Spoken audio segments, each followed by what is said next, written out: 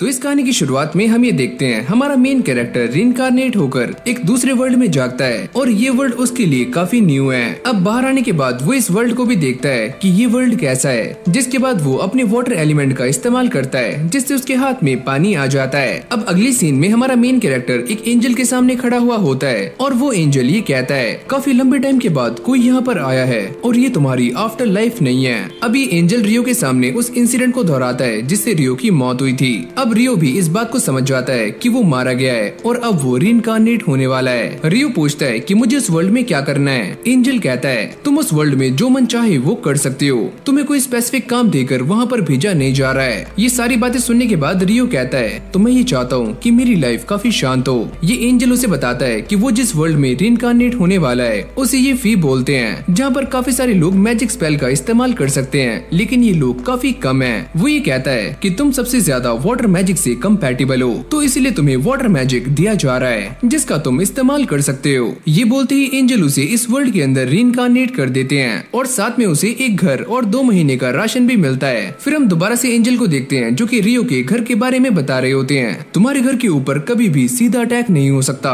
और तुम ऐसा मान सकते हो कि तुम्हारे घर के ऊपर एक बैरियर लगा हुआ है। रियो को भी इस घर के अंदर एक किताब मिल जाती है जिसके अंदर काफी सारे मॉन्स्टर्स के बारे में लिखा होता है और वो ये सोचता है कि मैंने आज से पहले ऐसी लैंग्वेज कभी भी नहीं पढ़ी लेकिन फिर भी मैं इसे काफी आराम से पढ़ पा रहा हूँ। यहाँ पर उसे एक और किताब मिलती है जिससे उसे मैजिक के बारे में पता लगता है और अब वो इसे पढ़ने के बाद बाहर आ जाता है और बाहर आकर अपने वाटर एलिमेंट का इस्तेमाल कर रहा होता है। इस एलिमेंट का इस्तेमाल करने में रियो को बिल्कुल भी दिक्कतें नहीं आती, यहाँ तक कि वो स्पेल को बिना चांट किए इस एलिमेंट का यूज कर रहा होता है। लेकिन अब भी वो इस बात को लेकर काफी परेशान होता है, अगर मैं इंचांटेशन कर पाता तो ये काफी कूल होता। अंदर आने के बाद वो अपने वाटर मैजिक का इस्तेमाल करते हुए बाथटब को भर रहा होता है और वो ये सोचता है अब मैं इसे गर्म कैसे करूं, जिसके लिए वो बाहर आकर लकड़ियों को घिसना शुरू करता है लेकिन इससे भी कुछ नहीं होता और वो काफी थक जाता है। लेकिन अपने सर के ऊपर सूरज को देखकर उसके दिमाग की बत्ती जल जाती है, जिसके बाद वो अपने सामने रखे हुए पानी के ऊपर आइस मैजिक का इस्तेमाल करने की कोशिश करता है लेकिन ये पानी आइस नहीं बनता। ये तरीका काम नहीं कर रहा है तो चलो कुछ और ट्राई करते हैं। रियो भी इस बात को समझ जाता है कि उसे एक्चुअली में आइस कैसे बनानी है और अगली पल हम ये देखते हैं कि वो आइस को बना लेता है और काफी खुश हो जाता है। इस बर्फ को निकालने के बाद वो इसे एक मैग्नीफाइंग ग्लास की तरह इस्तेमाल कर रहा होता है जिससे वो लकड़ियों में आग लगा देता है और इसे देखकर मुझे भी अपने बचपन के दिन याद आ गए। सारा पानी गर्म हो जाने के बाद वो आराम से बैठकर बात ले रहा होता है और ये कहता है मेरा आज का दिन तो काफी प्रोडक्टिव रहा। नहाते नहाते रियो इस बात को भी सोच रहा होता है क्या मैं अपने हाथ से गर्म पानी भी निकाल सकता हूँ, पर इन सारी बातों को अभी के लिए साइड रखते हुए वो घोड़े बेचकर सो जाता है। अगली सुबह उठने के बाद वो ठूस ठूस कर खाना खा रहा होता है लेकिन तभी अचानक वो ये सोचता है कि एंजल ने मुझसे कहा था कि मेरे पास बस 2 महीने का ही राशन है, उसके बाद मुझे खुद ही हंटिंग पर जाना होगा। रियो इस बात को लेकर भी काफी परेशान होता है कि उसे हंटिंग करने के लिए इस बैरियर से बाहर जाना होगा और बाहर जाते ही मॉन्स्टर्स उसके ऊपर अटैक कर सकते हैं और इसके पास बस एक नाइफ है। इन सारी बातों से एक चीज तो क्लियर हो जाती है कि रियो को अब अटैक मैजिक भी सीखना होगा वरना उसकी लाइफ की लंका लग जाएगी। अब वो बाहर आने के बाद अपने वाटर एलिमेंट का इस्तेमाल करने के बाद वाटर बॉल्स बनाता है और उन्हें सामने की तरफ थ्रो भी कर रहा होता है। इससे वो काफी खुश हो जाता है क्योंकि ये तरीका काम कर रहा है। लेकिन मेरे इस अटैक में ज्यादा पावर नहीं है तो चलो कुछ और ट्राई करते हैं। जिसके बाद वो वाटर जेट को भी ट्राई करता है पर इसकी धार भी ज्यादा दूर तक नहीं जाती। ये देखकर वो थोड़ा सा डिसअपॉइंट हो जाता है और तभी वो दोबारा से एंजल के सामने आ जाता है जहाँ पर रियो ने एंजल से ये पूछा था कि मैं इस वर्ल्ड में मैजिक का इस्तेमाल कैसे करूँगा, क्या तुम मुझे ये बता सकते हो। मैजिक को इस्तेमाल करने का एक सिंपल सा रूल है कि तुम्हें इमेजिनेशन करनी होगी, जितनी स्ट्रॉन्ग तुम्हारी इमेजिनेशन होगी उतना ही स्ट्रॉन्ग तुम्हारा मैजिक होगा। अब काफी ज्यादा ट्रेनिंग करने के बाद रियो का वाटर जेट पहले के मुकाबले काफी स्ट्रॉन्ग हो जाता है और काफी दूर तक भी जा रहा होता है, यहाँ तक कि उसने गर्म पानी भी निकालना सीख लिया है जिसको देखकर उसकी बल्ले बल्ले हो जाती है। अगली सीन में हम ये देखते हैं कि वो आसमान में आइस को भी क्रिएट कर सकता है लेकिन ये प्रोसेस काफी स्लो है। ये आइस मैजिक तो काफी अच्छा है लेकिन मैं ये सोच रहा हूँ एक आइस अटैक बनाऊं। जिसके बाद वो एक आइस क्रिस्टल को फॉर्म करते हुए उसे सामने की तरफ फेंकने का ट्राई करता है लेकिन वो ज्यादा दूर नहीं जाता और पास में ही गिर जाता है। मुझे ऐसा लगता है कि मैंने कोई गलती की है और इसे पानी की तरफ फेंकना थोड़ा सा मुश्किल है। अब उसके दिमाग में अजीब अजीब से ख्याल आने शुरू हो जाते हैं, अगर मैंने फाइट में इसका इस्तेमाल किया तो मेरी मौत पक्की है। लेकिन वो इस चीज से हार मानने वाला नहीं है और वो अपनी मैजिक की काफी प्रैक्टिस कर रहा होता है। अगली सीन में हम ये देखते हैं कि वो अपने सारे के सारे मैजिक को मास्टर कर लेता है। इतनी हार्ड ट्रेनिंग करने के बाद रियो को ऐसा लगता है कि उसका सारा का सारा माना खत्म हो चुका है लेकिन अब भी वो रुकने वाला नहीं है। जिसके बाद हम ये देखते हैं कि वो काफी जल्दी से इस आइस क्रिस्टल को फॉर्म करना सीख जाता है, लेकिन अब भी इसमें काफी कमियां हैं। तो लो भाई, ये बंदा एक जुगाड़ बनाकर हंटिंग करने के लिए अपने बैरियर से काफी दूर आ जाता है। थोड़ी आगे आने के बाद उसे नदी के पास एक क्वार्ट्ज मिल जाता है, जिसे वो पत्थर के साथ रगड़कर आराम से आग जला सकता है। इससे रियो का एक काम तो आसान हो चुका है कि अब उसे सूरज के ऊपर डिपेंड होने की जरूरत नहीं है। अब रियो हर्ब्स इकट्ठे करने के लिए जंगल में आ जाता है, लेकिन तभी अचानक वो ये नोटिस करता है कि उसके सामने एक काफी खतरनाक बोर है, जो कि उसके ऊपर अटैक करने के लिए सामने से आ रहा होता है। ये देखकर रियो की फटनी शुरू हो जाती है और उसे वो वक्त याद आता है कि कैसे उसका ट्रक उनके साथ एक्सीडेंट हुआ था। जैसे ही ये जंगली बोर उसके ऊपर अटैक करता है तो रियो सामने से हट जाता है और वो ये सोचता है कि मैं यहाँ पर कुछ कर सकता हूँ, क्योंकि इस वर्ल्ड में मैजिक एग्जिस्ट करता है। तभी रियो अपने आइस मैजिक का इस्तेमाल करते हुए पूरे के पूरे फ्लोर को जमा देता है और ये जंगली बोर उसके ऊपर फिसल रहा होता है और फिसलते फिसलते सामने की तरफ आ रहा होता है। उसके सामने काफी सारे आइस के कांटे होते हैं जिसमें लगकर वो मारा जाता है। ये सारा काम निपटाने के बाद रियो दोबारा से अपने घर आ जाता है और वो ये सोचता है कि इस वर्ल्ड में जंगली बोर काफी कमजोर होते हैं और एक कमजोर से लड़ने में ही मेरी हालत टाइट हो गई, तो इस वर्ल्ड के खतरनाक मॉन्स्टर्स कैसे होंगे। अब वो फिर से उसी मैजिकल बुक को पढ़ना शुरू करता है जहाँ पर उसे ड्रैगन्स के बारे में पता लगता है और वो ये पढ़ता है कि ये ड्रैगन्स काफी खतरनाक होते हैं और एक ड्रैगन पूरी की पूरी सिटी को भी खत्म कर सकता है। तो इसीलिए जब भी वो तुम्हारे सामने आए तो दुम दबाकर भाग जाओ। लेकिन जैसे वो पेज को टर्न करता है तो यहाँ पर एक और एंजल के बारे में लिखा हुआ होता है जिसका नाम है आकुमा और ये एक फॉलिंग एंजल है और ये सच में काफी डेंजरस है। इस एंजल के ओरिजिन के बारे में इस किताब में ज्यादा कुछ लिखा नहीं होता, लेकिन एक चीज काफी साफ लिखी होती है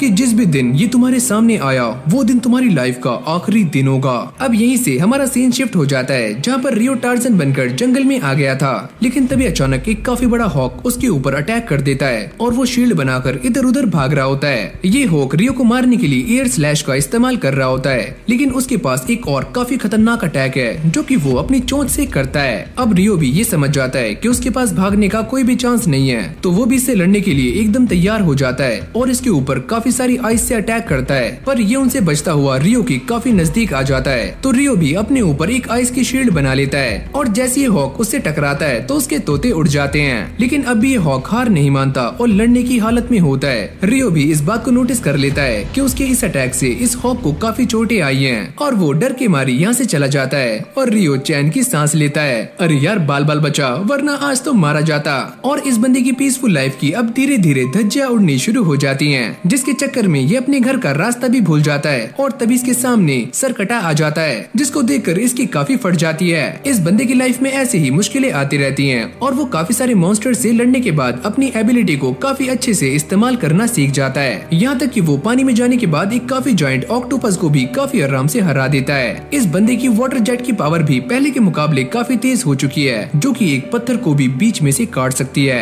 अगली सीन में रियो इस सरकटे से लड़ने के लिए उसके सामने आ जाता है और वो ये सोचता है कि एंजल ने मुझे जो बुक दी थी उसके अंदर इसका कहीं भी जिक्र नहीं है, तो क्या ये एक मॉन्स्टर है या फिर कुछ और है। जिसके बाद इन दोनों के बीच में फाइट स्टार्ट हो जाती है और ये नाइट रियो को काफी आराम से हरा रहा होता है और उसकी आइस शील्ड को भी बड़ी आराम से तोड़ देता है। हारने के बाद रियो नीचे गिर जाता है और वो ये सोचता है कि मुझे ऐसा नहीं लगता कि मैं इससे कभी भी जीतने वाला हूँ, ये सच में काफी स्ट्रॉन्ग है। रियो हर रात इस जगह पर इसीलिए आता है क्योंकि उसको ऐसा लगता है कि ये नाइट उसकी ट्रेनिंग करवा रहा है, क्योंकि आज तक इस नाइट ने रियो को नुकसान नहीं पहुंचाया और न ही उसे जान से मारा है। अब ये सरकटा अपनी स्वॉर्ड को रियो को सौंप देता है और रियो भी ये समझ जाता है कि शायद से ये नाइट ये चाहता है कि मैं इस स्वॉर्ड को मास्टर करूं। जिसके बाद ये सरकटा यहाँ से चला जाता है। फिर हम दोबारा से उसी हॉक को देखते हैं जो कि पहले के मुकाबले काफी इवॉल्व हो चुका है। जब वो रियो के ऊपर अटैक करता है तो वो इसे रोकने के लिए 5 लेयर की शील्ड बना लेता है और इस अटैक को बड़ी आराम से काउंटर कर लेता है, पर ऐसा बस रियो को ही लगता है क्योंकि ये अटैक इतना भी कमजोर नहीं था। इससे रियो की सारी शील्ड्स टूट जाती हैं। अब वो इसके अटैक को रोकने के लिए 10 लेयर की शील्ड का इस्तेमाल करता है, लेकिन वो भी चकनाचूर हो जाती हैं। रियो इसको डिफीट करने की काफी ट्राई कर रहा होता है, लेकिन ये हॉक उसके सारे के सारे अटैक से बड़ी आराम से बच जाता है और अब ये एक काफी जोर से आवाज निकालता है जिससे रियो की पैंट गीली हो जाती है।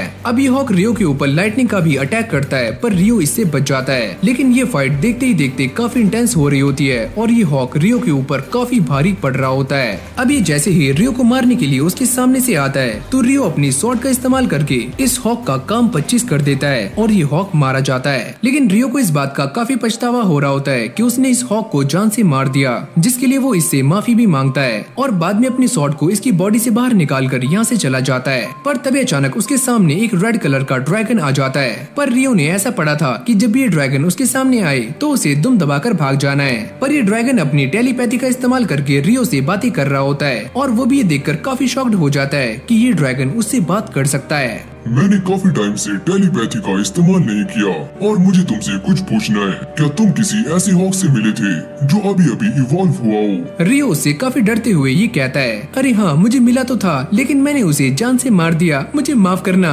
क्या तुमने उसे जान से मार दिया? तुम तो एक काफी कमाल की लड़की हो और तुम्हारे पास ये अजीब सा वेपन कैसा है? जब रियो उसे अपनी ये स्वॉर्ड दिखाता है तो ये ड्रैगन कहता है कि ये तो फेरी किंग की स्वॉर्ड है। अगर ये स्वॉर्ड उसने तुम्हें दी है तो इसका मतलब साफ है कि वो तुम्हारे ऊपर काफी ट्रस्ट करता है। फिर ये दोनों गप्पे मारने में लग जाते हैं और देखते ही देखते शाम भी हो जाती है और इन दोनों को टाइम का पता ही नहीं लगता।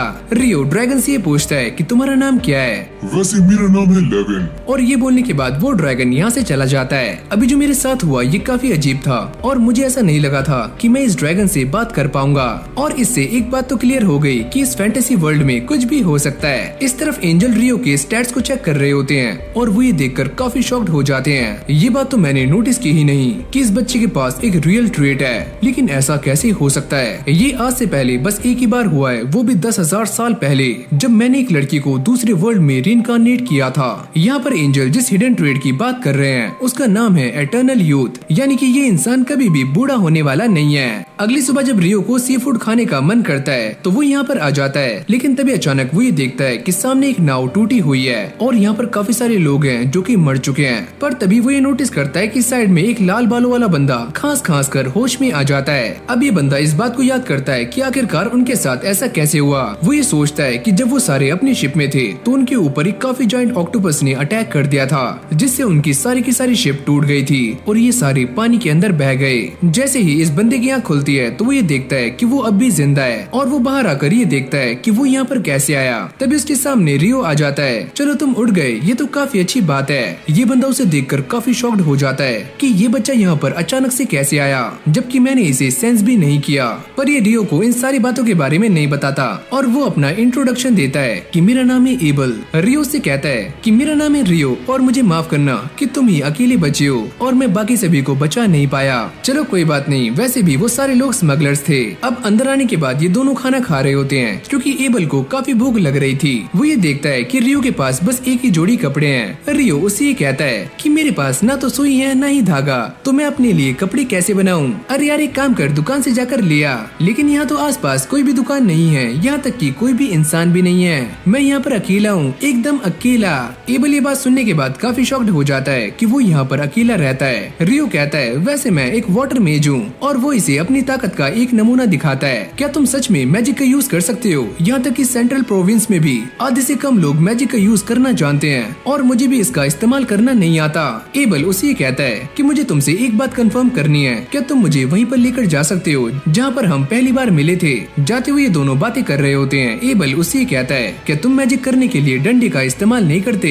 अरे यार मेरे पास डंडा है ही नहीं। मुझे लगता है मैंने फिर से गलत क्वेश्चन पूछ लिया। अब एबल उसे ये कहता है कि तुम मेरे पीछे रहो, अगर हमारे सामने कोई भी मॉन्स्टर आता है तो मैं उसे संभाल लूंगा, लेकिन मैं तुम्हें ऐसा करने नहीं दे सकता। मैं भी तुम्हारी हेल्प करूंगा। क्या तुम्हें समझ नहीं आ रहा है? अगर तुम बार बार मेरी हेल्प करोगे तो मेरी रेपुटेशन खराब हो जाएगी। जिसके बाद ये दोनों उसी जगह पर वापस आ जाते हैं, लेकिन यहाँ से बाकी के लोग गायब होते हैं। एबल ये कहता है तुमने मुझे काफी सही टाइम पर बचा लिया, वरना मैं भी मारा जाता। अरे हाँ तुम काफी लकी हो कि मैंने तुम्हें बचा लिया। एबल यहाँ पर कुछ ढूंढने का ट्राई कर रहा होता है, लेकिन उसे वो चीज यहाँ पर नहीं मिलती और वो ये कहता है कि वो चीज मुझे नहीं मिली। रियो उससे कहता है तो अब तुम क्या करोगे? मैं ये सोच रहा हूँ कि मैं दोबारा से लूनिया टाउन चला जाऊँ और अपने दोस्तों को ज्वाइन करूँ। मैं इस बारे में नहीं जानता कि वो टाउन कहाँ पर है, लेकिन मुझे ऐसा लगता है कि उसके लिए तुम्हें नॉर्थ में जाना चाहिए। अब एबल उससे ये पूछता है क्या तुम भी मेरे साथ चलना चाहोगे? ये तुम्हारे लिए एक जॉब हो सकती है क्योंकि मुझे रास्ता नहीं पता और तुम मेरी हेल्प कर सकते हो। क्यों है ना दोस्त? ये बात सुनने के बाद रियो थोड़ा सा हैरान हो जाता है और थोड़ा सोचने के बाद वो ये कहता है कि हम दोनों दोस्त बन चुके हैं। अरे हाँ हम दोनों दोस्त दोस्त हैं, तो चलो मैं भी तुम्हारे साथ चलूंगा।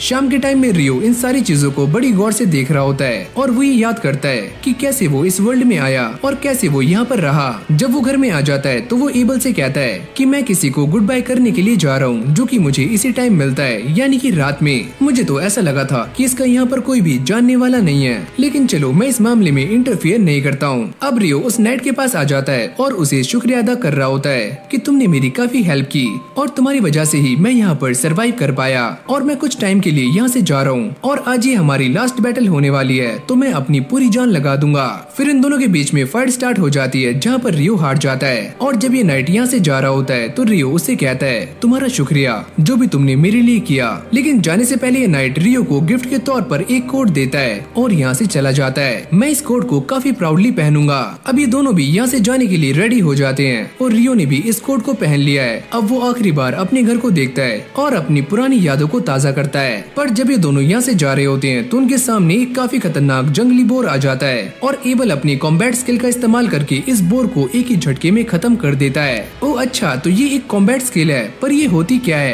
ये कुछ ऐसी टेक्निक्स होती हैं जिन्हें स्वॉर्ड्समैन और बाकी लोग इस्तेमाल करते हैं फाइट करने के लिए, लेकिन तुम एक मैजिशियन हो तो तुम्हें इसके बारे में पता नहीं होगा। जिसके बाद ये अपनी जर्नी को दोबारा से कंटिन्यू करते हैं, लेकिन इस बार इनके सामने लिजर्ड मॉन्स्टर्स आ जाते हैं। एबल मना करता है कि हमें इनसे फाइट नहीं करनी, ये काफी खतरनाक है और हम दोनों मारी जा सकते हैं। पर रियो एक वाटर मेज है तो वो ये समझ जाता है कि काफी सारे लिजर्ड्स पानी के रास्ते उनकी तरफ काफी तेजी से बढ़ रहे हैं। ये सुनने के बाद एबल भी चौकन्ना हो जाता है। वो लिजर्ड मॉन्स्टर्स काफी सारे हैं तो मुझे ऐसा लगता है कि मुझे अपने मैजिक का भी इस्तेमाल करना होगा। और अगले पल हम ये देखते हैं कि रियो अपने मैजिक का इस्तेमाल करके इन सारे के सारे लिजर्ड मॉन्स्टर्स को बड़ी आराम से हरा देता है। एबल ये देखकर काफी चौंक जाता है। तुमने अपनी छड़ी का इस्तेमाल नहीं किया और न ही किसी स्पेल को बोला, तो तुमने ये किया कैसे?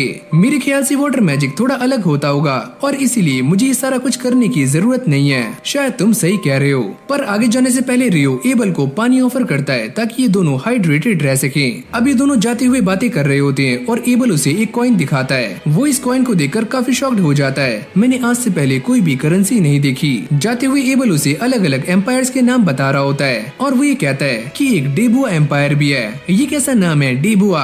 अब खुले मैदान में आने के बाद इन दोनों के ऊपर पत्थरों से अटैक होता है, पर ये दोनों ही काफी तेज होते हैं और इन अटैक्स को रोक लेते हैं। पर तभी इनके आसपास काफी सारे पत्थर आने शुरू हो जाते हैं। एबल कहता है मुझे ऐसा लगता है कि हम गलती से रॉक गोलम के नेस्ट में आ चुके हैं। रियो कहता है क्या ये सामने ये भी एक रॉक गोलम है? एबल इन सभी को रोकने के लिए अपनी कॉम्बैट स्किल का इस्तेमाल करता है और एक गोलम के अंदर छेद कर देता है, लेकिन वो काफी जल्दी रीजनरेट कर रहा होता है। रियो उसे ये कहता है मेरे पास एक अटैक है, क्या मैं उसे यूज कर सकता हूँ? अगले पल वो अपने मैजिक का इस्तेमाल करके 10 लेयर की आइस बॉल इस गोलम के ऊपर गिरा देता है, जिससे वो इसके नीचे दब जाता है। एबल भी ये देखकर काफी चौंक जाता है कि तुमने ये कैसे किया और ये क्या था? जिसके बाद ये सारे रॉक गोलम्स को हरा देते हैं। तभी एबल इस रॉक गोलम की मैजिक स्टोन को नोटिस करता है, जो कि काफी बड़ा है और काफी कलरफुल भी। मुझे ऐसा लगता है कि इसने आज से पहले काफी सारे मॉन्स्टर्स को हराया है। इस मैजिक स्टोन को निकालने के बाद ये दोनों आगे बढ़ जाते हैं और वो ये देखते हैं कि उनके सामने एक काफी बड़ा हिप्पो है, जो कि एक बेहेमोथ है। तभी यहाँ पर वाइवर्न का एक काफी बड़ा झुंड आ जाता है, जो कि इस बेहेमोथ के ऊपर अटैक कर रहे होते हैं। एबल ही कहता है इस फाइट का कंक्लूजन एकदम साफ है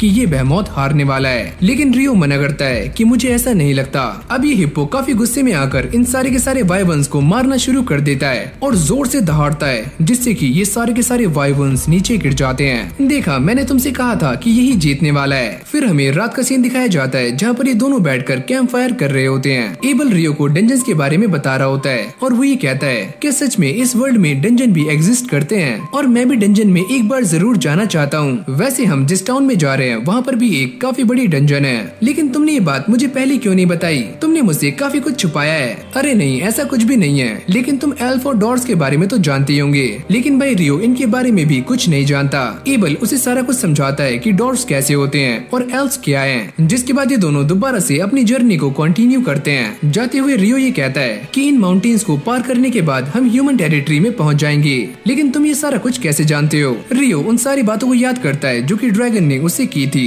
और ड्रैगन ने ही उसे ये सारा कुछ बताया था, पर रियो इसके बारे में एबल से कुछ भी नहीं कहता।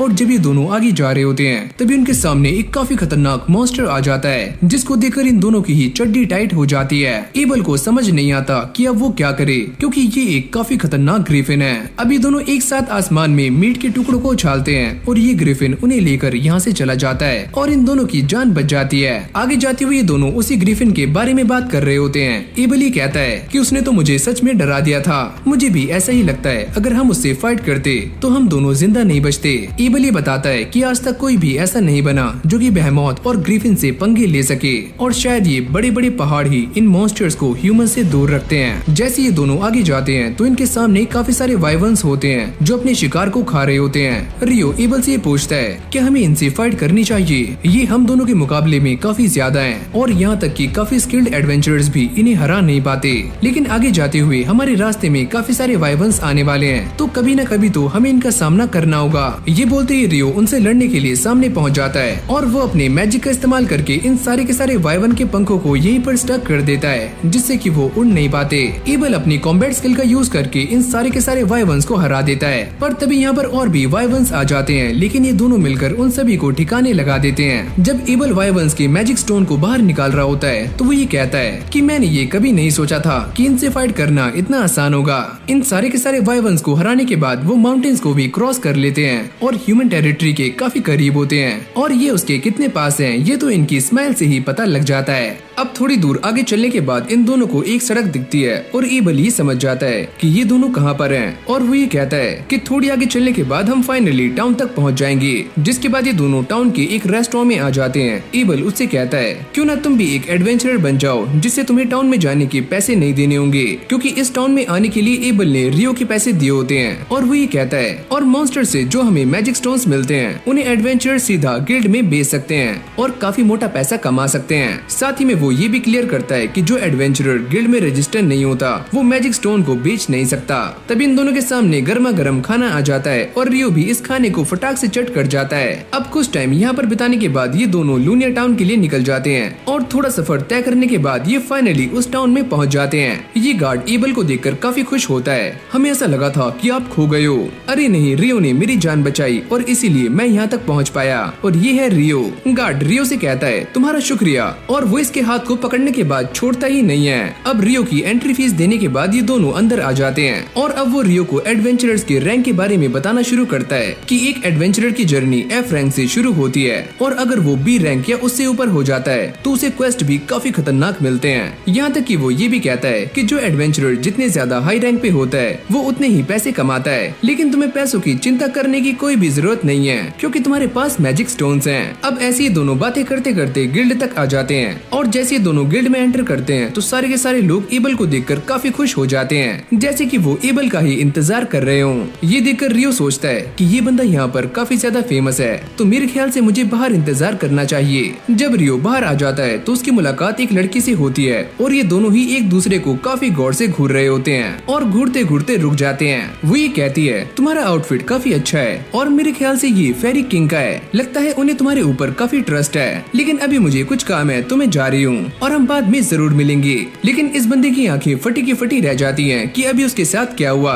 अरे रियो अंदर आ जाओ। एबल उसे लेकर अंदर आ जाता है और सभी के सामने उसे इंट्रोड्यूस कर रहा होता है। इसका नाम है रियो और ये भी एक एडवेंचरर बनना चाहता है, तो तुम सारे इसका अच्छे से ख्याल रखना। अभी सारे उसे घेर कर खड़े हो जाते हैं और रियो को थैंक्स कर रहे होते हैं और रियो भी ये सारा कुछ देखकर काफी खुश हो जाता है। अब वो इसे लेकर नीना के पास आ जाता है जो कि यहाँ के रिसेप्शनिस्ट है और वो ये कहता है कि मैं इसे एंडोर्स कर रहा हूँ और इसे D रैंक मिलना चाहिए। ये सुनने के बाद नीना थोड़ी शॉक्ड हो जाती है और वो ये कहती है लेकिन तुम्हें ये प्रूफ करने के लिए फिजिकल स्ट्रेंथ का टेस्ट देना होगा। मैं इस बारे में गिल्ड मास्टर से बात करना चाहता हूँ और नीना उन्हें बुलाने के लिए यहाँ से चली जाती है। जब ये दोनों मीटिंग रूम में वेट कर रहे होते हैं तो गिल्ड मास्टर ह्यूग यहाँ पर आ जाते हैं। वो एबल को देखकर काफी खुश होते हैं। एबल उनसे कहता है इस बच्चे का नाम है रियो और इसी ने मेरी जान बचाई है। मेरा नाम है ह्यूग मैगलास और मैं यहाँ का गिल्ड मास्टर हूँ और एबल की जान बचाने के लिए तुम्हारा शुक्रिया। एबल ये कहता है कि मैं इस बच्चे को एंडोर्स कर रहा हूँ और मैं ये चाहता हूँ कि इसका रैंक बढ़ जाए। ऐसा हो तो सकता है अगर ये बच्चा अपनी फिजिकल स्ट्रेंथ प्रूफ कर दे। हाँ, मैं इस बात को पहले से ही जानता हूँ और इसीलिए मैं इसे लेकर आपके पास आया हूँ। ये बच्चा मुझसे भी काफी स्ट्रॉन्ग है। ह्यूग ये सुनने के बाद थोड़ा अजीब सा मुंह बनाता है क्योंकि उसे एबल की बातों पर यकीन नहीं होता। अगली सीन में जब ये सारे ह्यूग को मैजिक स्टोन्स दिखाते हैं तो वो ये देखकर काफी शॉक्ड हो जाता है कि ये तो वाइवर्न की मैजिक स्टोन है और तुम्हारे पास इतने सारे क्या कर रहे हैं, क्योंकि इतने सारे वाइवर्न्स को हराने के लिए एक एक आर्मी की जरूरत पड़ती है। एबल ये कहता है उन्हें मारते वक्त हमने एक माउंटेन को भी क्रॉस किया था।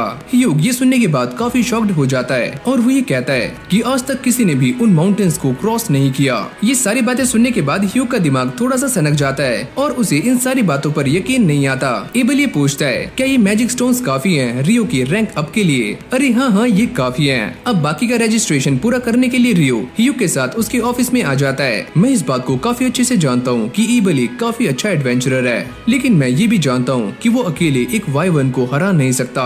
जब इन दोनों की बातें खत्म हो जाती है तभी यहाँ पर नीना आ जाती है जो कि रियो का एक काफी लंबा चौड़ा इंटरव्यू लेती है। अब जैसी वो सामने हाथ रखता है तो उसे उसका गिल्ड कार्ड मिल जाता है, यानी कि अब वो भी ऑफिशियली एक एडवेंचरर बन चुका है। इस तरफ एबल उसे लेकर अपने साथ जा रहा होता है ताकि रियो को कुछ पैसे मिल पाए, क्योंकि उसने एबल के गाइड का काम किया है। ये दोनों ऐसे ही गप्पे लड़ाते हुए जा रहे होते हैं। एबल उससे कहता है ये बात मैंने पहले ही सोच ली थी कि मैं तुम्हें एक स्टाफ दिलाऊंगा, लेकिन मैं स्टाफ का क्या करूंगा?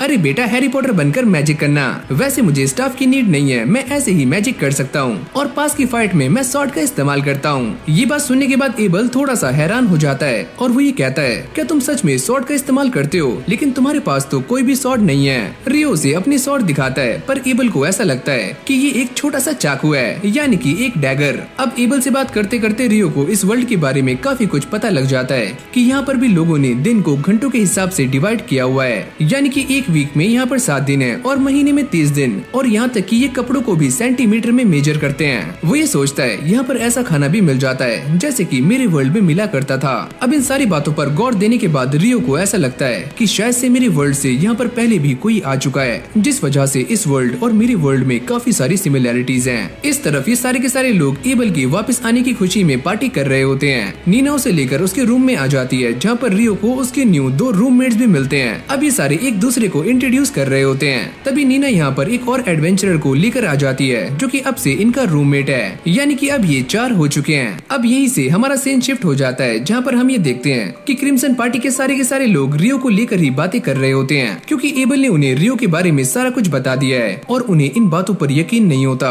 कि वाटर एलिमेंट इतना स्ट्रॉन्ग कैसे हो सकता है। अगर एबल की बातें सही हैं तो यहाँ पर सिर्फ एक ही इंसान है जो कि रियो के लेवल का मैजिक कर सकता है और उसका नाम है इन्फर्नो मैजिशियन। अब एबल ये बताता है इन्फर्नो मैजिशियन के बारे में ये कहा जाता है कि वो अपने मैजिक से एक पूरी की पूरी आर्मी को तबाह कर सकता है, यहाँ तक कि वाइवंस को भी एक ही झटके में खत्म कर सकता है और पूरे टाउन का नक्शा मैप में से गायब कर सकता है। तो इसीलिए रियो को उस बंदे के साथ कंपेयर करना बिल्कुल भी सही नहीं है। इसी पार्टी की एक मेंबर जिसका नाम है रिया, वो ये कहती है अगर तुमने रियो के बारे में जैसा बताया है, अगर वो सारा कुछ सच है तो सच में वो बच्चा काफी स्ट्रॉन्ग है और काफी पावरफुल भी। लिन इस बात को लेकर काफी चिंता में होती है। अगर रियो गलती से डेबुया एम्पायर के साथ मिल गया तो ये हमारे लिए काफी बड़ी चिंता की बात हो सकती है। अरे यार तुम चल करो, उस बच्चे को डेबुया एम्पायर का नाम ही पसंद नहीं है। ये बात सुनने के बाद सारे लोग हैरान हो जाते हैं क्योंकि इस बात में कोई भी सेंस नजर नहीं आता। अरे हाँ मैं ये जानता हूँ कि इस बात में कोई भी सेंस नहीं है, लेकिन रियलिटी यही है। अब अगली सीन में हम ये देखते हैं कि रियो ने उस कोर्स को लिया होता है जहाँ पर उसे डंजन के बारे में सीखने को काफी कुछ मिलने वाला है। सारी की सारी थ्योरी खत्म हो जाने के बाद अब बारी है प्रैक्टिकल की। टीचर इन सभी से ये कहते हैं हमने डंजन के बारे में काफी कुछ पढ़ लिया है और आज शाम को तुम सारे एक एक्चुअल डंजन में जाने वाले हो। ये सुनते ही एमन की फटनी शुरू हो जाती है जो कि रियो का एक साथी है और उसका रूममेट भी।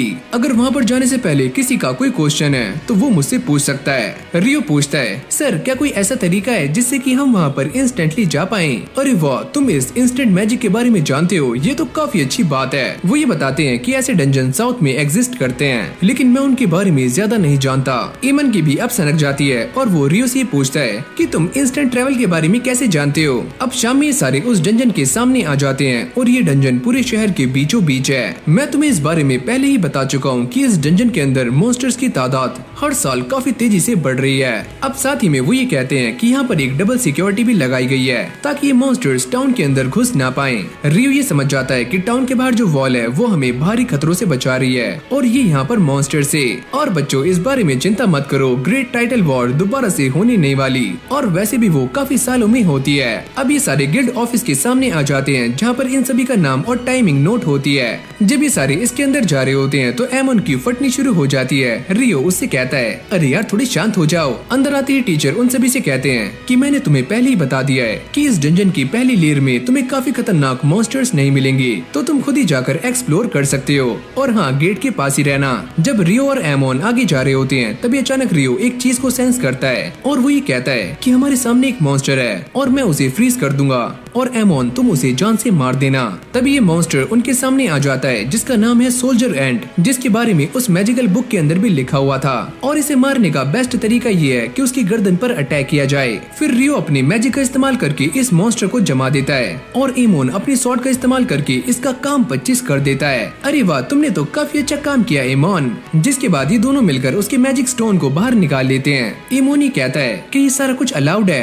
अरे हाँ, इसे बेचकर ही तो हम पैसा कमाने वाले हैं क्योंकि हम एडवेंचरर्स हैं। जिसके बाद हमारा सीन शिफ्ट हो जाता है और ये सारे वापस आ जाते हैं और वापस आने के बाद पार्टी कर रहे होते हैं। ईटो ये कहता है, अरे वाह, तुमने पहले ही मिशन में सोल्जर आंट को हरा दिया, ये तो काफी कमाल की बात है। लेकिन यहाँ पर ये दोनों एक दूसरे को ही क्रेडिट दे रहे होते हैं। निल्स ये कहता है, चलो कोई बात नहीं, आखिरकार तुमने ये कर तो दिखाया, और कल तुम क्या करोगे। जिसके बाद ये दोनों डिसाइड करते हैं कि वो दोबारा से उस डंजन में जाने वाले हैं और इस बार तो 3rd लेयर तक। पर रियो इस बात को लेकर थोड़ा सा पैनिक होता है कि वो आंट मॉन्स्टर पहली लेयर में क्या कर रहा था। लेकिन इन सभी को ही ये सारी बातें पल्ले नहीं पड़ रही होती। तभी यहाँ पर एबल आ जाता है और वो ये कहता है कि वो आंट मॉन्स्टर गड्ढा खोदकर यहाँ पर आ सकती है, बस इसीलिए। फिर एबल इन सभी के सामने अपने आप को इंट्रोड्यूस करता है और वो ये कहता है कि मेरा नाम है एबल, लेकिन ये सारे लोग उसे पहले से ही जानते हैं। तभी निल्स कहता है कि मैं भी एक स्वॉर्ड मास्टर हूँ, लेकिन मेरी स्किल्स काफी कमजोर है, क्या आप मुझसे एक बार हाथ मिला सकते हो। और एबल उससे हाथ मिला लेता है, जिससे निल्स काफी खुश हो जाता है। तुम बस अच्छे से काम करना और सबसे पहले अपनी सेफ्टी का ध्यान रखना।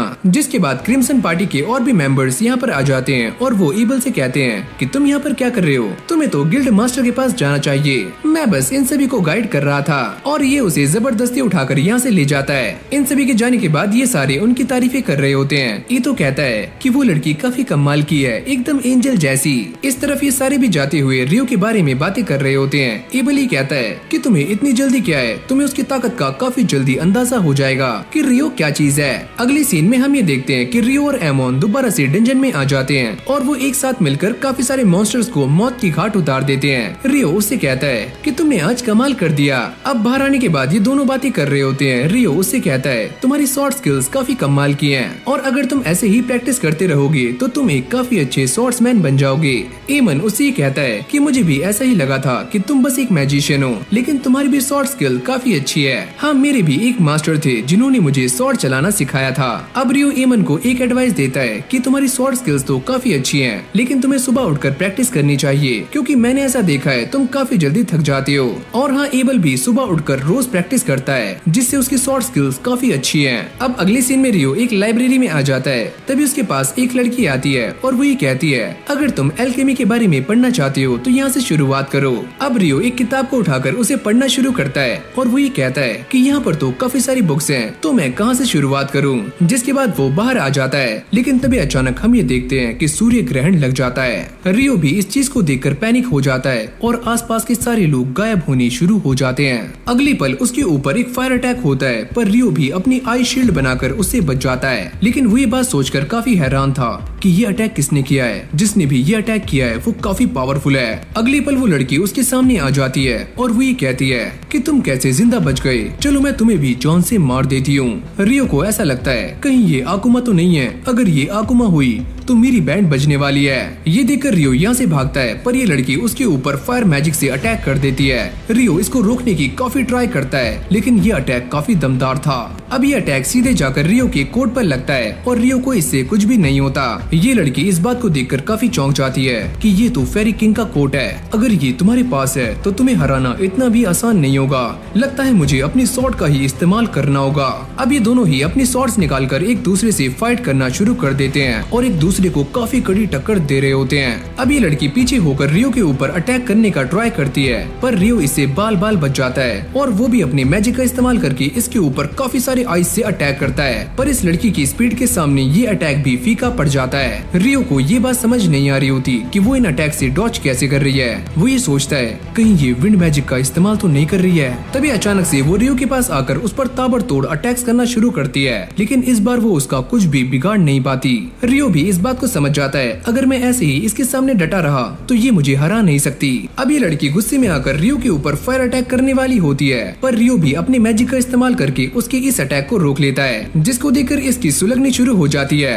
आखिरकार तुम हो कौन और तुम इतनी जल्दी कास्टिंग कैसे कर रहे हो? अगर तुम एक मॉन्स्टर हो तो मुझे तुम्हें जान से मारना होगा। जिसके बाद इन दोनों की फाइट दोबारा से शुरू हो जाती है, लेकिन इस बार ये फाइट देखते ही देखते काफी इंटेंस हो रही होती है। रियो उसके ऊपर अपने आइस मैजिक से अटैक करता है, लेकिन इस बार वो अपने फायर मैजिक के आगे सारी की सारी आइस को पिघला देती है। तभी वो अपने सामने एक शील्ड को क्रिएट करती है ताकि वो रियो के अटैक से बच पाए, लेकिन रियो उसके ऊपर से अटैक करता है जिससे वो इंजर्ड भी हो जाती है। चलो फिर इस फाइट को यहीं पर खत्म करते हैं और वो इसे मारने के लिए आगे आ रहा होता है, लेकिन ये लड़की उसके अटैक को बड़ी आराम से रोक लेती है और साथ में अपनी चोट को भी बड़ी जल्दी हील कर लेती है। अब वो रियो को काफी दूर फेंक कर मारती है और उसको ऐसा लगता है कि वो इस फाइट को जीत चुकी है। पर अगली पल हम ये देखते हैं कि उसके ऊपर रेन होनी शुरू हो जाती है और जैसे ही ये बारिश की बूंदें उसके ऊपर गिरती हैं, तब ये बात सामने आती है कि ये एक एसिड रेन है। अब रियो भी उससे लड़ने के लिए दोबारा से खड़ा हो जाता है, लेकिन जैसे ही ये सूर्य ग्रहण हटता है वो लड़की रियो से कहती है, मुझे माफ करना, मेरे जाने का टाइम हो चुका है, चुपचाप यहाँ से निकल जाओ वरना मैं तुम्हें जान से मार दूंगा।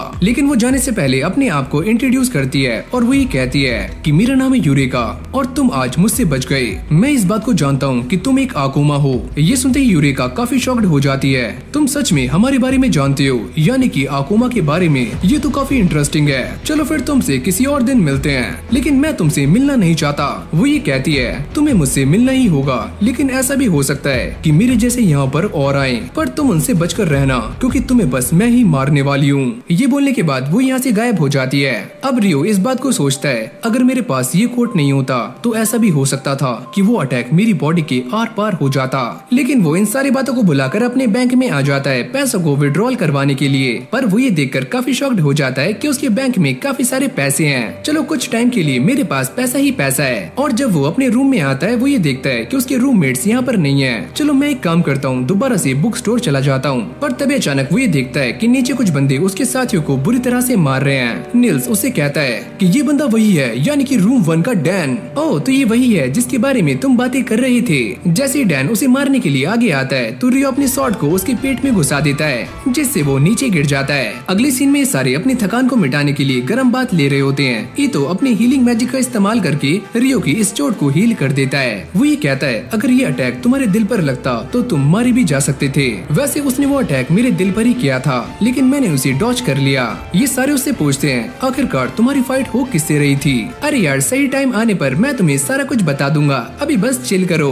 अब अगले सीन में रियो के सारे दोस्त दोबारा से उसी डंजन में आ जाते हैं जहाँ पर वो गॉब्लिन्स और गॉब्लिन आर्चर्स से फाइट कर रहे होते हैं। काफी मेहनत करने के बाद ये सारे उन्हें हरा तो देते हैं, लेकिन इससे वो भी इंजर्ड हो जाते हैं। पर ईतो के पास हीलिंग मैजिक की पावर है जिससे वो सभी को हील कर देता है। निल्स कहता है कि आगे इस डंजन में काफी खतरा हो सकता है, तो चलो बाहर चलते हैं। जिसके बाद ये सारे इस डंजन से बाहर आ जाते हैं। पर तभी हम ये देखते हैं कि डंजन के अंदर एक काफी खतरनाक मॉन्स्टर है जिसने बहुत सारे एडवेंचरर्स को मौत की घाट उतार दिया है। इस तरफ रियो प्रैक्टिस करने के लिए बाहर आया हुआ होता है। वो ये सोचता है, कल रात जो मेरे साथ हुआ वो काफी अजीब था और उस आकुमा की पावर्स काफी ज्यादा है, यहाँ तक कि उसकी फिजिकल स्पीड भी मुझसे काफी गुना ज्यादा है। रियो इस बात को लेकर भी थोड़ा सा चिंता में होता है कि शायद से वो आकुमा अपनी स्पीड को बढ़ाने के लिए विंड मैजिक का इस्तेमाल कर रही थी और मुझे भी कुछ ऐसा ही ट्राई करना होगा जिससे कि मैं वाटर मैजिक का इस्तेमाल करते हुए पहले से अपनी स्पीड को काफी गुना बढ़ा सकूं। अब कुछ देर सोचने के बाद रियो के दिमाग में एक आइडिया आता है जिससे कि वो नीचे की जमीन को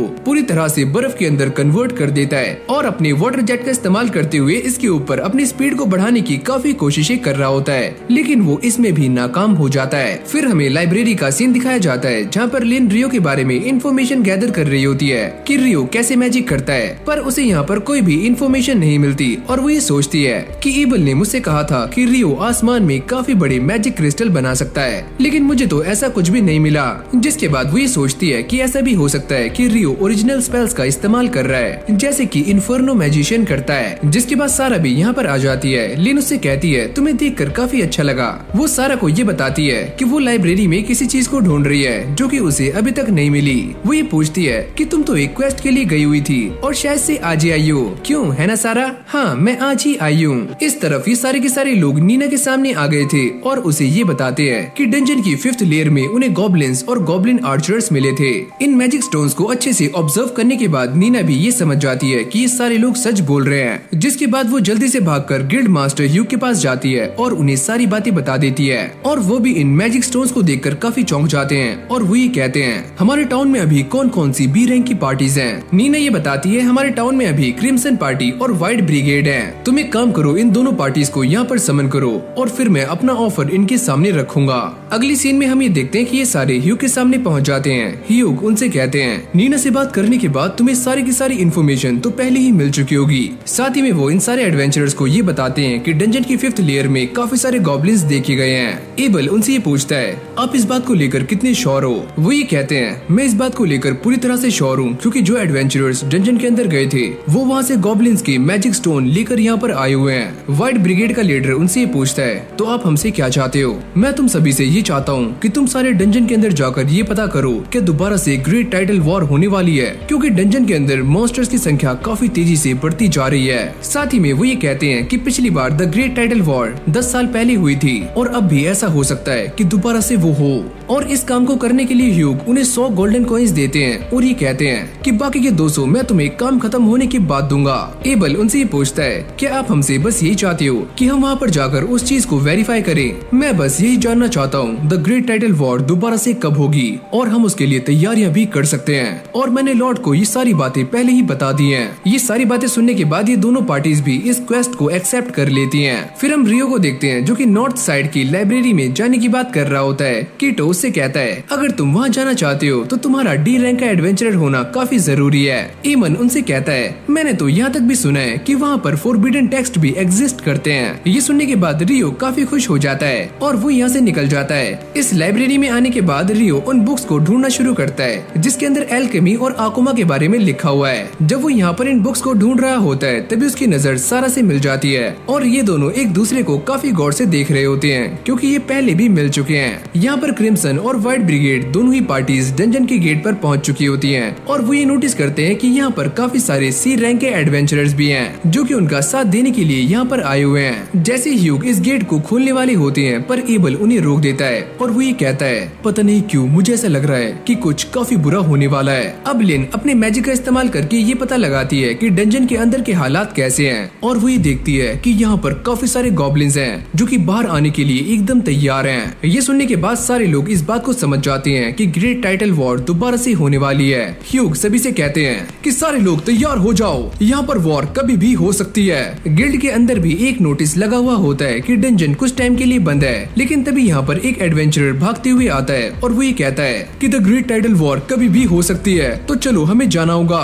लेकिन भाई यहाँ पर रियो और सारा के बीच में अलग ही बातें चल रही होती हैं और ये दोनों ही एक दूसरे को अपना इंट्रोडक्शन दे रहे होते हैं। रियो उससे कहता है कि तुम मुझे जानती हो, वैसे मेरा नाम है रियो और मैं एक एडवेंचरर हूँ। जब मैंने तुम्हें पहली बार देखा था तो मैं ये समझ गई थी कि तुम एक एडवेंचरर हो। जब वो रियो से ये पूछती है कि वो लाइब्रेरी में क्या कर रहा है तो वो ये कहता है कि मैं तो बस यहाँ पर एल्केमी के बारे में जानने के लिए आया था ताकि मैं एक गोलम को समन कर सकूं। ये सुनने के बाद सारा थोड़ी सी हैरान हो जाती है और वो ये कहती है कि सच में तुम एक गोलम को समन करना चाहती हो, तुम्हारे इरादे तो सच में काफी बड़े हैं। अब वो इसे लेकर अपने साथ जा रही होती है जहाँ पर उसे गोलम के बारे में काफी नॉलेज मिल सकती है। साथ ही में वो ये कहती है कि मैं भी एक एडवेंचरर हूँ और मेरी पार्टी का नाम है विंड। और इस तरफ हम ये देखते हैं कि सारे के सारे एडवेंचरर्स इन्हीं दरवाजों को देख रहे होते हैं जहाँ से मॉन्स्टर्स बाहर आने वाले हैं, लेकिन ये सारे के सारे दरवाजे बंद कर दिए गए हैं। पर तभी अचानक यहाँ का दरवाजा टूट जाता है और काफी सारे गॉब्लिन्स और गॉब्लिन आर्चरर्स यहाँ पर आ जाते हैं जो कि दिखने में काफी खतरनाक लग रहे होते हैं। एडवेंचरर्स ने भी अपना मोर्चा संभाल लिया होता है और वो अपने मैजिक अटैक का इस्तेमाल करके और साथ ही में तीरों का इस्तेमाल करके इन सारे के सारे गॉब्लिन्स को ठिकाने लगा रहे होते हैं। लेकिन अब भी ये तादाद में काफी ज्यादा हैं। लेकिन भाई गॉब्लिन्स भी रुकने वाले नहीं थे, वो भी अपने तीरों का इस्तेमाल करके काफी सारे एडवेंचरर्स को घायल कर देते हैं। ये फाइट देखते ही देखते काफी इंटेंस हो रही होती है और ये दोनों ही एक दूसरे को काफी कड़ी टक्कर दे रहे होते हैं। इतना ज्यादा लड़ने के बाद ये सारे एडवेंचरर्स काफी थक जाते हैं और साथ में इनके सप्लाईज भी खत्म हो जाते हैं। लो रैंक के एडवेंचरर्स सप्लाईज को फुलफिल करने में इनकी हेल्प कर रहे होते हैं। अब इन सभी को लड़ते हुए सुबह से शाम हो जाती है और काफी सारे लो रैंक के गॉब्लिन्स मारे जाते हैं। अब ये दोनों ही पार्टीज वॉल से नीचे आ जाती हैं और बचे हुए गॉब्लिन्स को मारना शुरू कर देती हैं क्योंकि ये सारे इस बात को काफी अच्छे से जानते हैं कि थोड़ी देर में यहाँ पर गॉब्लिन्स का जर्नल आने वाला है जो कि दीवारें तोड़कर काफी आसानी से टाउन में जा सकता है। पर इन सभी की ये देखकर काफी फट जाती है कि इनके सामने एक नहीं बल्कि 3 गॉब्लिन जर्नल्स हैं। ये सारे इस बात को भी काफी अच्छे से जानते हैं कि अब एक गॉब्लिन किंग भी यहाँ पर आने वाला है। एबल इन सभी से कहता है कि तुम सारे फाइट करने के लिए तैयार हो जाओ, हम दोनों मिलकर एक एक गॉब्लिन जर्नल को हराने वाले हैं और तुम दोनों मिलकर किसी एक को।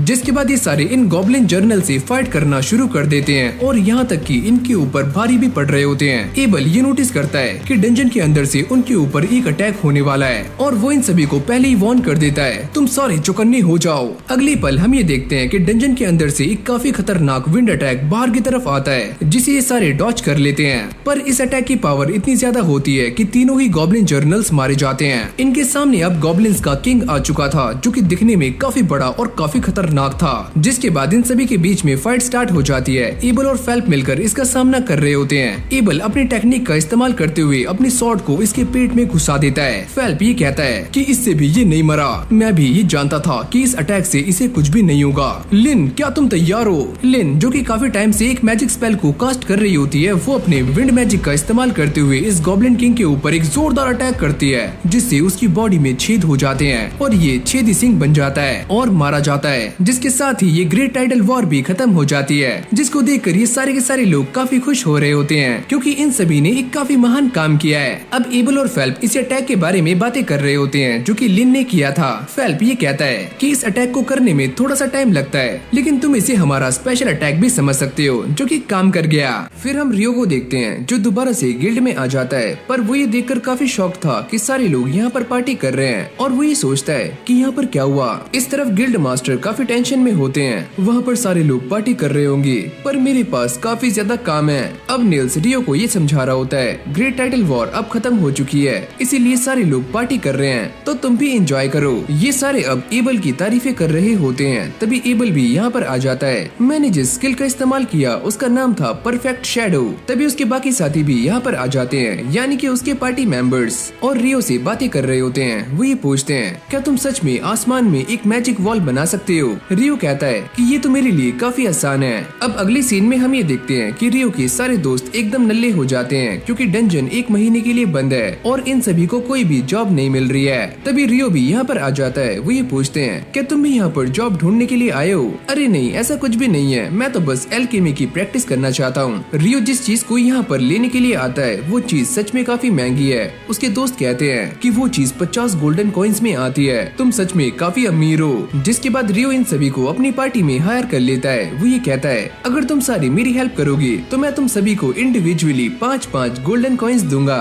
ये सुनने के बाद सारे लोग काफी शॉक्ड हो जाते हैं। रियो उनसे कहता है कि जो भी ऑर्ब तुम यहाँ पर लेकर आओगे वो मैं तुमसे 25 गोल्डन कॉइन्स में खरीदने वाला हूँ। अच्छा ठीक है, हम सारे उन ऑर्ब्स को यहाँ पर लेकर आएंगे। तभी रियो को किसी के चिल्लाने की आवाज आती है और जैसे वो बाहर देखता है तो यहाँ पर कुछ नाइट्स एक लड़की को लेकर जा रहे होते हैं। ये लड़की तो काफी अच्छी है और हम रात में इसके साथ मजे भी करेंगे। तभी उसका साथी यहाँ पर आ जाता है जो कि इस लड़की को छुड़ाने की काफी कोशिशें करता है और एक नाइट को धक्का भी दे देता है जिससे उसे काफी गुस्सा आ जाता है। तुमने ये काफी बड़ी गलती कर दी है। लेकिन जैसे वो इस बंदे के ऊपर अटैक करने वाला होता है तभी वो अचानक से नीचे गिर जाता है। तुमने ये क्या किया? वो दोबारा से खड़े होने का ट्राई करता है लेकिन दोबारा से नीचे गिर जाता है। तुम ये क्या कर रहे हो? अबे ओए, मैंने कुछ भी नहीं किया। अब फेल्प भी यहाँ पर आ जाता है। तुम सारे यहाँ पर क्या कर रहे हो?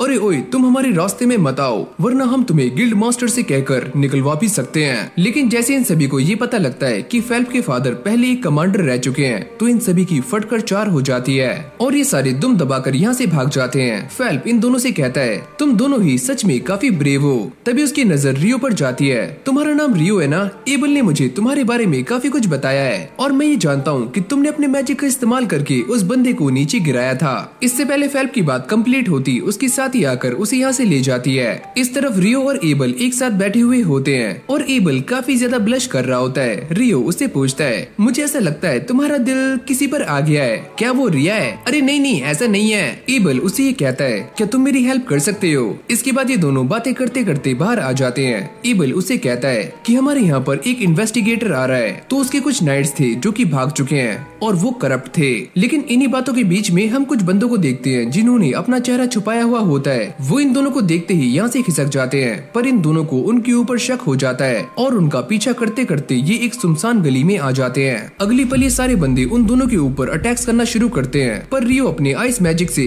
उन सभी के अटैक्स को बड़ी आराम से रोक रहा होता है जिसके बाद ये सारे लोग बड़ी आराम से हार जाते हैं। एबल ये देखता है कि जमीन पर कुछ गिरा हुआ है। रियो उससे पूछता है क्या ये कोई एल्केमी का टूल है और मैं इसे देख सकता हूँ, पर एबल उसे मना कर देता है। ये एक एविडेंस है और इसे मैं अपने पास रखने वाला हूँ। इन सारे गुंडों को बांधने के बाद एबल इन सभी के बैचेस को देखता है, जिससे उसे ये बात कंफर्म हो जाती है कि ये सारे ही सी रैंक के एडवेंचरर्स हैं। फेल्प भी अकेला कहीं पर जा रहा होता है, तभी ये सारे नाइट्स यहाँ पर आ जाते हैं। तुम वही हो ना जिसने हमारी बेइज्जती की थी, और अब हम तुम्हें जिंदा नहीं छोड़ेंगे, मैं तुम्हें मार मार कर तुम्हारा कचुम्बर बना दूंगा। लेकिन तभी अचानक ये सारे बंदे फ्रीज हो जाते हैं और फेल्प की साथी यहाँ पर आ जाती है, जो कि एक इन्फर्नो की इंचांटेशन करती है, और ये सारे के सारे लोग जलकर कबाब बन जाते हैं। अब ये इन्वेस्टिगेटर्स भी गिल्ड मास्टर के सामने आ जाते हैं। वो ये कहते हैं तुम आज ही यहाँ पर आए हो और सारी चीज की इन्वेस्टिगेशन कर रहे हो। तुम ये चाहते हो कि डंजन को आज खोला जाए और तुम्हारे साथ मैं कुछ एडवेंचरर्स को भेजूं तुम्हारी प्रोटेक्शन के लिए। क्या तुम पागल हो गए हो? एक बंदा ये कहता है क्या तुम ये बात नहीं जानते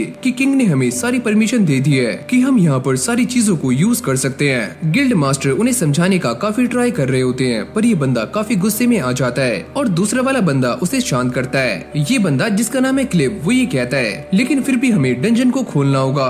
गिल्ड मास्टर उससे ये कहते हैं अगर यहाँ पर कुछ भी होता है तो उसकी जिम्मेदारी तुम्हारी ऊपर आएगी, न कि यहाँ के गिल्ड और एडवेंचरर्स के ऊपर। और ये सारे बंदे गिल्ड मास्टर की इस शर्त को भी मंजूर कर लेते हैं। वो ये कहते हैं क्या एडवेंचरर्स हमारे साथ जाएंगे? गिल्ड मास्टर उनसे ये कहते हैं वो तो उन्हीं के ऊपर डिपेंड करता है। रियो जैसे गिल्ड में जा रहा होता है तभी उसे यहाँ पर एक लड़की मिलती है। प्लीज मुझे भी लेकर अंदर चलो, मुझे यहाँ पर एक लेटर को डिलीवर करना है। अब एबल को भी ये लेटर मिल जाता है जिसमें ये लिखा हुआ था कि उन्हें सारे के सारे इन्वेस्टिगेटर्स को सपोर्ट करना है जब वो डंजन के अंदर जा रहे हो। एबल ये सोचता है मुझे तो ऐसा लगा था कि डंजन को बंद कर दिया गया है, पर ऐसा भी हो सकता है कि कुछ पावरफुल लोग यहाँ पर आए हों। जिसके बाद एबल ये कहता है कि वो डंजन काफी ज्यादा खतरनाक है और एक बार वहाँ पर एक ए रैंक की पार्टी गई थी और वो कभी भी लौट कर वापिस नहीं आई, और उनका जो लीडर था वो एस रैंक का था, वो तक भी वापिस नहीं आया। एबल ये कहता है कि हम सारे इस बारे में नहीं जानते कि उस डंजन में क्या चल रहा है। रियो ये कहता है तो चलो एक काम करते हैं, उस डंजन से दूर रहते हैं। रियो की जाती ये लड़की जिसका नाम है नटालिया वो अपना इंट्रोडक्शन देती है, और ये लड़की एक वाटर मेज की फैमिली से बिलोंग करती है। लिन उससे पूछती है क्या तुमने कभी ऐसे कास्टर के बारे में सुना है जो कि आइस वॉल को काफी दूर से बना सके, वो भी आसमान में? नटालिया उससे कहती है कि नहीं, मैंने इसके बारे में कभी भी नहीं सुना। एबल उससे कहता है मुझे ऐसा लगता है कि तुम अब भी रियो के पीछे हो। पर ये बात सुनने के बाद नटालिया भी काफी शॉक्ड हो जाती है कि सच में ऐसा मैजिक एग्जिस्ट करता है। रिया उससे कहती है कि जो लड़का अभी यहाँ से गया है वो ऐसे मैजिक को कास्ट कर सकता है। अभी सारे ऐसे ही बैठकर रियो के बारे में बातें कर रहे होते हैं। एबल उन सभी से कहता है अगर रियो कभी हम सबके खिलाफ हो जाता है तो हमें उससे फाइट नहीं करनी है, क्योंकि हम चारों मिलकर भी उसे हरा नहीं सकते।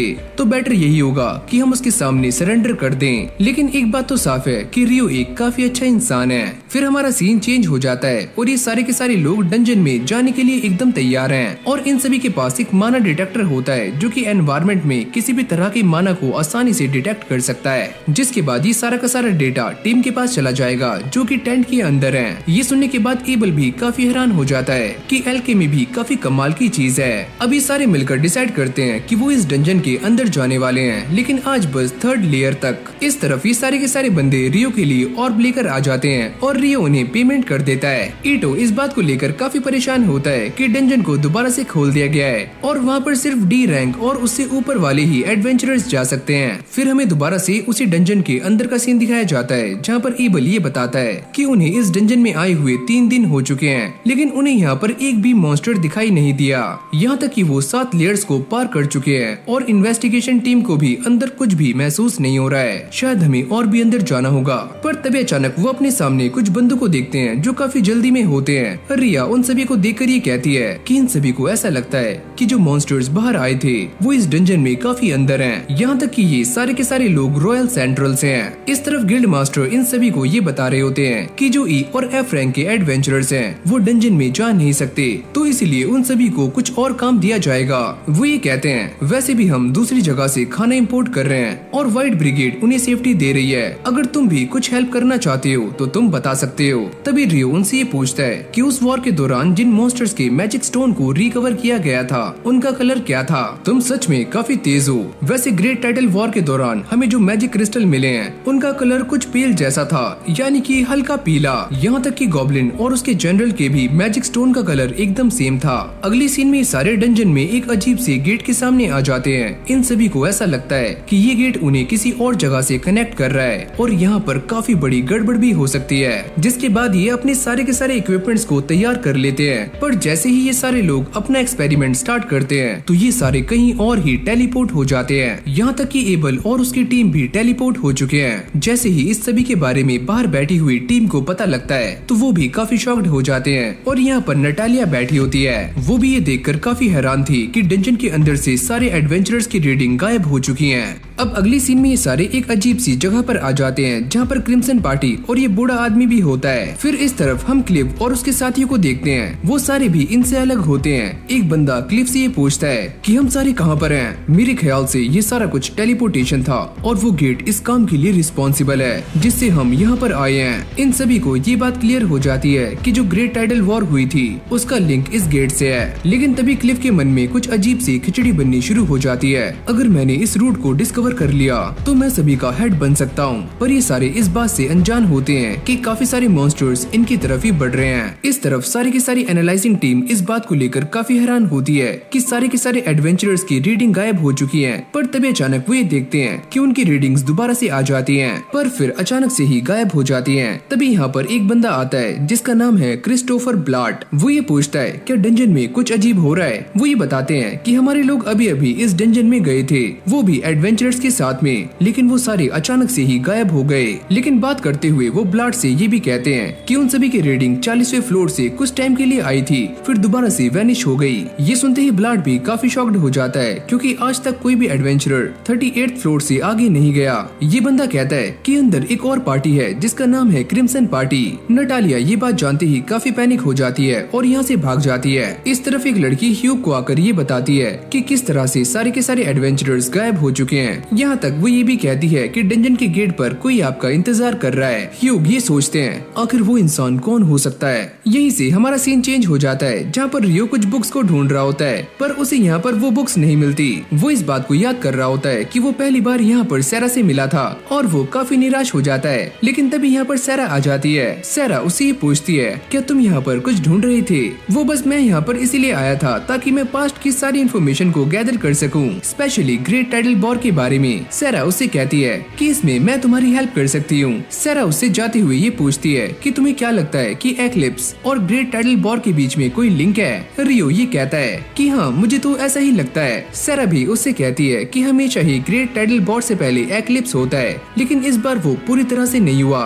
पर तुम ये सारा कुछ जानना क्यों चाहते हो? अरे बस ऐसे ही। क्या तुम मुझे मैजिक स्टोन्स के बारे में बता सकती हो? ये उसे सारी बातें बताना शुरू करती है। मैं ये भी जानना चाहता हूँ कि अभी अभी जो मॉन्स्टर्स मारे गए थे उन सभी के मैजिक स्टोन्स का कलर पेल था, ऐसा क्यों हुआ? सैरा उससे कहती है अगर ऐसी ही बात है तो वो सारे मॉन्स्टर्स अभी अभी ही स्पॉन किए गए होंगे, यानी कि रिसेंटली। अब रियो उससे ये कहता है कि मैंने ये बात आज से पहले कभी भी नहीं सुनी, कितने सारे गॉब्लिन्स एक साथ स्पॉन हो गए हों और साथ में उनके जनरल्स भी। सैरा भी उसे सारी की सारी इन्फॉर्मेशन दे रही होती है और ये दोनों ऐसे ही बातें कर रहे होते हैं। फिर हमें इस डंजन के अंदर का सीन दिखाया जाता है जहाँ पर ये बंदा कहता है मुझे ऐसा लगता है कि हम इस डंजन में किसी और जगह पर टेलीपोर्ट हो चुके हैं या फिर हम कहीं और हैं। पर वो ये देखते हैं कि उनके सारे के सारे डिवाइसेस सही तरीके से काम कर रहे हैं, यानी कि वो लोग हमारे लिए हेल्प भी भेज सकते हैं। पर जैसी रिया अपने आसपास के इलाके को देखती है तो वो ये कहती है कि ये बिल्कुल सेंचुरी स्क्वायर की तरह है, जो कि एक तरह का हाई रैंकिंग डिफेंसिव स्पेल है जिसे बस हाई रैंक के प्रीस्ट ही कास्ट कर सकते हैं। एबल कहता है यानी कि हम सारे एक ट्रैप के अंदर फंस चुके हैं। लिन अपने मैजिक का इस्तेमाल करके यहाँ के बारे में पता लगाओ, जिसके बाद वो अपने मैजिक को कास्ट करके ये पता लगाती है कि यहाँ से 500 मीटर दूर काफी सारे ह्यूमंस हैं, लगभग 1000। एबल ये समझ जाता है कि क्लिव और उसके साथी भी यहाँ पर आ चुके हैं। चलो उनकी तरफ चलते हैं। इस तरफ ह्यूग भी ब्लाड से मिल जाता है और वो ये बात सुनने के बाद काफी ज्यादा पैनिक हो जाता है कि सारे के सारे एडवेंचरर 40th फ्लोर से गायब हो चुके हैं और दोबारा से भी वहीं पर दिखाई दिए थे।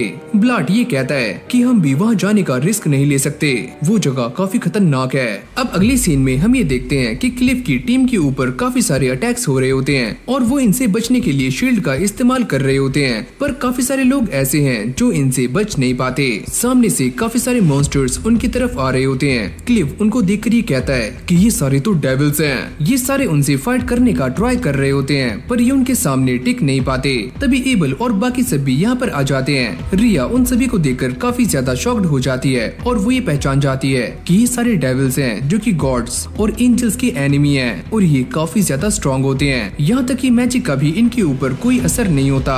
अब ये सारे के सारे मैजिशियंस उन डेविल्स के ऊपर अटैक करने के लिए तैयार हो जाते हैं। रिया ये सारा कुछ देखकर काफी हैरान हो जाती है क्योंकि उसे ऐसा लगा था कि इन डेविल्स के ऊपर मैजिक का कोई भी असर नहीं होता, लेकिन अब तो वो सारे मर रहे हैं। ये बूढ़ा आदमी जिसका नाम है आर्थर वो ये कहता है कि हमेशा ही ऐसा पॉसिबल नहीं होता।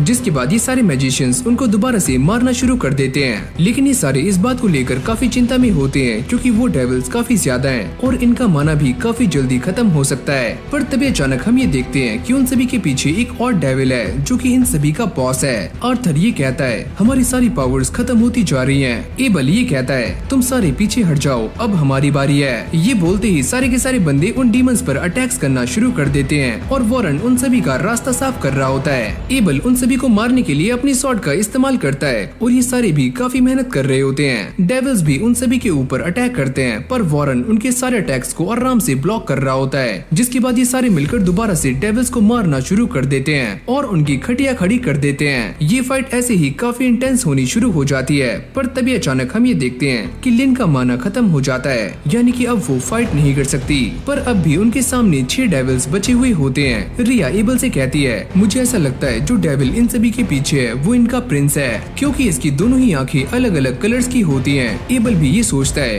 कि शायद से ये वही डीमन लॉर्ड है जो कि अभी तक अवेकन नहीं हुआ। अब एबल उस डीमन लॉर्ड को देखकर काफी गुस्से में आ जाता है। वो ये कहता है कि मैं उस प्रिंस को छोड़कर बाकी के डेविल्स को मारने के लिए जा रहा हूँ। ये बोलते ही एबल उन्हें मारने के लिए आगे पहुँच जाता है, पर तभी अचानक हम ये देखते हैं कि ये डेविल प्रिंस इन दोनों के ऊपर अटैक कर देता है और उन्हें पीछे कर देता है। अब वो अचानक से एबल के सामने आ जाता है और उसके ऊपर भी एक जोरदार अटैक करता है, लेकिन एबल इससे बाल बाल बचता है। ये तो सच में काफी स्ट्रॉन्ग है और काफी फास्ट भी। क्लिफ के साथी भी इस डेविल को हराने का काफी ट्राई करते हैं, पर इस डेविल को कुछ भी नहीं होता, यहाँ तक कि वो टस से मस भी नहीं होता। बाकी डेविल्स इन सभी के ऊपर दोबारा से हमले करना शुरू करते हैं, जिससे सारे लोग काफी डर जाते हैं और साथ में उनकी शील्ड भी टूटनी शुरू हो जाती है। जैसे ही प्रिंस एबल के ऊपर अटैक करने के लिए आगे आता है तो एबल भी अपनी शॉर्ट स्किल 0 टर्न का इस्तेमाल करता है, पर ये प्रिंस उससे काफी आराम से बच जाता है। और जैसे ये डेविल एबल को मारने वाला होता है तभी अचानक यहाँ पर एक जोरदार पत्थर गिरता है जिसके ऊपर रियो होता है। एबल उसको देखकर ही कहता है रियो तुम यहाँ पर क्या कर रहे हो? वैसे मैं यहाँ पर तुम्हें बचाने के लिए आया हूँ, अगर इस डेविल को मैं मार दूँ तो तुम्हें कोई दिक्कत तो नहीं है? ये एक डेविल प्रिंस है तो थोड़ा संभल कर। अरे हाँ, ये जो कोई भी हो, पर मैं इससे डरने वाला नहीं हूँ, ये तो एक नंबर का छपरी नल्ला बेरोजगार है। ये सुनते ही उन सारे डेविल्स की सनकनी शुरू हो जाती है और जैसे रियो उन्हें मारने के लिए आगे जाता है तो वो रियो के ऊपर भी अटैक कर देते हैं, पर रियो इनसे काफी आराम से बच जाता है और वो अपने वाटर जेट का इस्तेमाल करके इन तीनों डेविल्स को एक ही बार में खत्म कर देता है। अब वो इस प्रिंस के एकदम सामने है और वो ये कहता है तो चलो फिर इस फाइट को शुरू करते हैं। यानी कि अब इन दोनों के बीच में एक काफी खतरनाक फाइट होने वाली है जो कि हमें आगे देखने को मिलेगी और इस एनिमे के आने वाले एपिसोड्स और भी ज्यादा खतरनाक होने वाले हैं, जिसमें आप सभी को काफी ज्यादा मजा आएगा। तो चलो फिर आज की इस वीडियो को यहीं पर एंड करते हैं और अगले पार्ट के लिए आप मुझे नीचे कमेंट कर सकते हो। बाकी मैं मिलता हूँ आपसे एक और न्यू फ्रेश वीडियो के साथ, तब तक के लिए keep watching, keep supporting any soul.